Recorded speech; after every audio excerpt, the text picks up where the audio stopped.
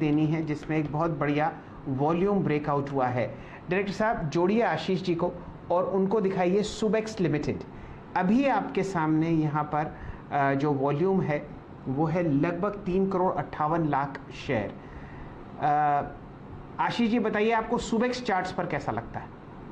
तो शैल जी बहुत ही बेहतरीन स्ट्रक्चर सुबेक्स का बन चुका है और 3.5 करोड़ शेयर इस स्टॉक में ट्रेड हुए। कल परसों तक हमने देखा लास्ट वीक का जो एवरेज वॉल्यूम था वो करीब करीब 1 से 1.5 करोड़ के शेयर के आसपास हुआ करता था। तो एक सिग्निफिकेंट वॉल्यूम के साथ एक ब्रेकआउट सुबेक्स में हुआ है और एक छोटा स्टॉक पर मुझे लगता है जहां बड़ी turn around story play out हो सकती है वो सुबेक्स का काउंटर है। मेरे हिसाब से जो लक्ष्य बनेगा वो 74 रुपए का लक्ष्य इस स्टॉक में शॉर्ट टर्म के लिहाज से बनता हुआ नजर आ सकता है।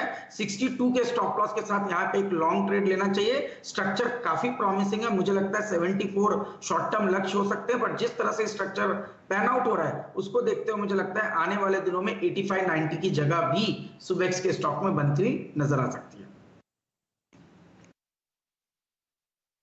चलिए सुबेक्स पर आपको राय आती हुई दिख रही है। आज ऑलरेडी 14% का मूव है और अगर मयूरेश होते हमारे साथ तो इस पर एक फंडामेंटल राय भी लेते, लेकिन वीरेंद्र जी आपने क्या पकड़ा? शैल जी मेरी निगाहें जो जा रही थी एक बार अगर आप देखें 2-3 टॉप गेनर्स हैं इस वक्त वॉल्यूम के लिहाज से जिनमें काफ़ी मोमेंटम है। पहली बात तो ये है कि एसबीआई के ट्रेड में हमें करीब 2 रुपये मिले और एसबीआई के स्पॉन्सर्ड स्विंग से अगर आप देखें तो बैंक निफ्टी करीब 35-200 का हाई लगा के आ चुका है। अब आइए ज़रा आप एलआईसी की कॉल 480 पर, एलआईसी हाउसिंग फाइनेंस 1420 पे अगर आप देखें इसकी एक कॉल ट्रेड कर रही है 480 की। रचना जी अभी आज से 2 रोज़ पहले आपने भी इस व्यू को शेयर किया था कि जो डाउन स्विंग पोस्ट अर्निंग हमने खेला था वो अब अरेस्ट हो गया है। अब एलआईसी हाउसिंग फाइनेंस को थोड़ा लॉन्ग के प्रोस्पेक्टिव से देखने की ज़रूरत है। एक बार पहले चार्ट लेके आइए। आज ये स्टॉक एक बार फिर से पोस्ट अर्निंग्स, जो अर्निंग्स के बाद डैमेज हुआ था, पोस्ट अर्निंग्स अपने सारे मूविंग एवरेजेस को गेन के ट्रेड कर रहा है, गेन करके साथ। अब आपकी स्क्रीन पे LIC housing finance D high पर आ गया। रचना जी इसकी 480 की कॉल रखें क्या, अप्रोच करें इस ट्रेड को? जी 480 की कॉल 19.95 पे है, उसमें रखना है तो रख सकते हैं, अच्छी है इसकी सिचुएशन। और 16 पे एसएल होना चाहिए और इसका पहला टारगेट होना है 24.5 और 24.5 के ऊपर निकल गया तो फिर 30 की तरफ जा सकता है।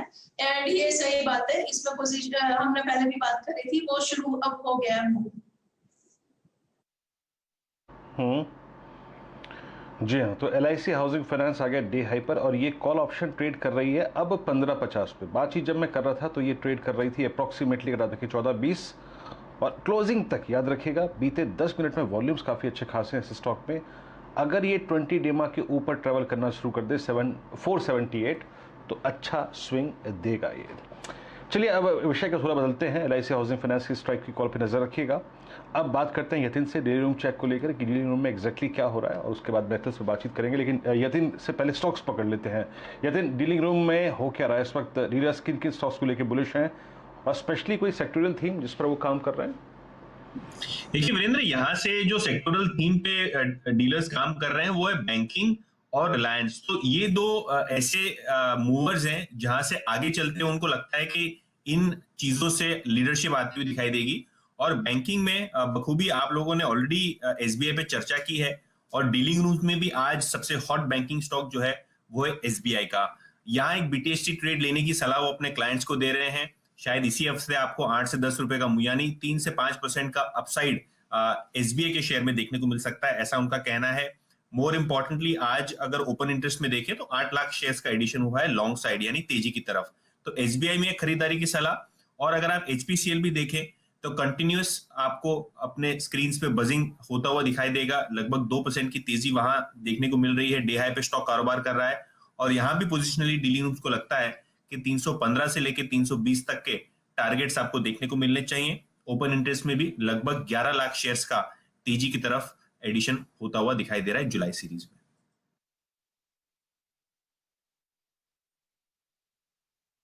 ये तो डीलिंग रूम चेक आपके सामने होता हुआ दिख ही रहे हैं। एसबीआई पर कुछ समय पहले आपको आशीष चतुर्मोता साहब ने राय दी और बढ़िया मोमेंटम आपके सामने आरआईएल पर व्यक्त करते हुए दिख रहे हैं डीलिंग रूम्स में। यतिन जी, ना सिर्फ आप समझिए आप डीलिंग रूम पर आज ध्यान दे रहे हैं, आपके पास कुछ मेटल्स पर भी काफी चर्चा करने को है। बिल्कुल शैल जी, और देखिए मेटल्स लगभग 4 से 5 दिन की मंदी के बाद आज निकलता हुआ दिखाई दे रहा है। इसके काफी सारे कारण हैं। सबसे पहले अगर आप टाटा स्टील की बात करें तो जो स्टील में हमने कटौती देखी दामों में, उसका कोई असर कंपनी पे नहीं होता हुआ दिखाई दे रहा है, क्योंकि स्प्रेड्स बहुत ज्यादा है, मार्जिन ज्यादा है। और इसीलिए अगर आप देखें तो ब्रोकरेज जैसे कि सीएलएसए ने यहाँ टारगेट अपना बढ़ाया है। अगर आप सीएलएसए के टाटा स्टील के टारगेट देखें तो लगभग 1462 यानी 1462 का टारगेट उन्होंने रखा हुआ है। उनको लगता है कि घरेलू स्टील में जो मांग बढ़ेगी आगे चलते हुए, उसका सीधा फायदा टाटा स्टील को होगा। इसके अलावा वेदांता में भी अगर आप देखें तो 3 से 4% की तेजी है। रिपोर्ट सजेस्ट कर रही है कि स्टरलाइट पावर का आईपीओ बहुत जल्द आने वाला है। इसके अलावा नॉन फेरस पैक में आपको हिंडाल्को और नाल्को भी छेकते हुए दिखेंगे। तो कहीं ना कहीं ये जो स्टील की डिप है वो इन्वेस्टर्स ने खरीदी है, और आज जिस हिसाब से मुंह आया है, डीलिंग रूम्स को भी लगता है कि यहां से मेटल स्टॉक्स में काफी अच्छी शॉर्ट कवरिंग और फ्रेश बाइंग देखने को मिल सकती है। ओके, तो मेटल्स में अगर आप देखें काफ़ी अच्छी शॉर्ट कवरिंग और फ्रेश बाइंग देखने को मिल सकती है। यतिन ने अगर आप देखें पहले स्टॉक का जिक्र किया था एसबीआई डे हाई पर। शैल जी, बैंक निफ्टी 35,203 पर आज स्लो है। अगर आप देखें ना जिस प्रकार की बैंक निफ्टी के स्विंग होते हैं, स्लो है, बट याद रखिएगा इसका बिहेवियर बहुत स्ट्रांग है। 25 जून के कैंडल के कंपैरिजन में ये कैंडल आज की ज़्यादा स्ट्रांग है, स्टेबल है। और अब अगर आप देखें आपका, अच्छा मैं जैसे शुरू में कह रहा था ना, बैंकिंग अकेला चले तो वो मज़ा नहीं आता जब तक उसके साथ एनबीएफसीज ना चले। वो अगर आप देखें ब्लेंडेड जो वर्जन होता है ना बैंकिंग के साथ, अगर आप देखें एनबीएफसीज का, वो बहुत स्ट्रांग होता है। एमएनएम फाइनेंस डे हाई पर, एलआईसी हाउसिंग फाइनेंस का मैं जिक्र कर रहा था डे हाई पर Muthoot finance, Manappuram finance, MNM finance, bank of Baroda, ICICI bank, Bajaj Finserv, सारे के सारे डे हाई पर है। आशीष, अभी बैंक्स पे यतिन ने भी टिप्पणी करी, बैंक्स और में आपने एसबीआई पे टिप्पणी कर चुके हैं। आईसीआईसीआई बैंक पे आपका टेक क्या होगा? अब कोई कॉल ऑप्शन यहां पकड़ना चाहिए क्या एसबीआई आईसीआईसीआई बैंक का? बिल्कुल वीरेंद्र, पकड़ना चाहिए। तो प्राइवेट सेक्टर में आईसीआईसीआई बैंक मुझे लगता है लीड करता हुआ दिखेगा, और पीएसयू में एसबीआई। तो ये दो टॉप पिक मुझे लगता है पूरे बैंकिंग बास्केट में हमारी बनी हुई रहेगी।